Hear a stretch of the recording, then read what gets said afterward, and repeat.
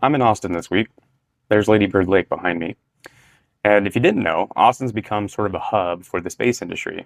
There's a lot of space tech and a lot of employees moving into the area, promoting that industry. And it got me thinking when I was driving in about something that we've all been hearing about, the new SpaceX IPO.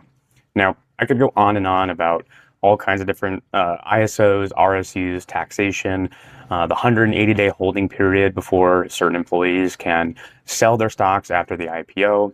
I could go on about buyback liquidity that happens before the IPO occurs. That's happened throughout the existence of SpaceX. But what I'm really interested in is the emotion around handling employee awards.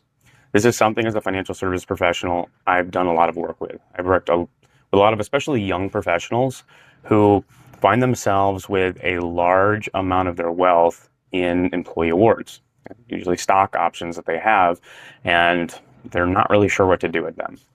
And a lot of times I'm counseling them through those decisions.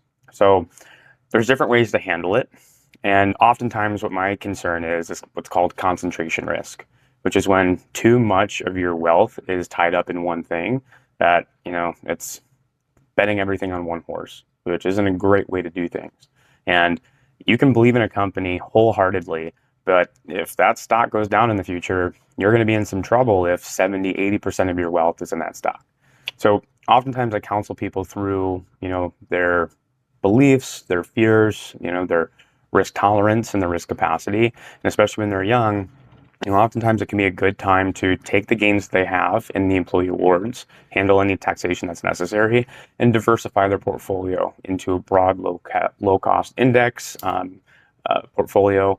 And it can be really hard to do that, especially when you've seen examples of where later in life those stocks explode and then you have sort of buyer's remorse.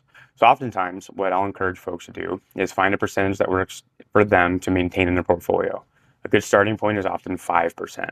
So say, hey, diversify your portfolio, but maintain at least 5% inside your portfolio. So if SpaceX or DoorDash or what have you, stock that you hold goes up in the future, like what we've seen with some of these NVIDIA employees, you're not going to feel like you have buyer's remorse for making a move early in life. So big thing is work through those emotions, making sure that you're balancing risk with your portfolio versus the emotions that you might feel from earning gains, suffering losses, and having some of that buyer's remorse, depending on what happens in the future.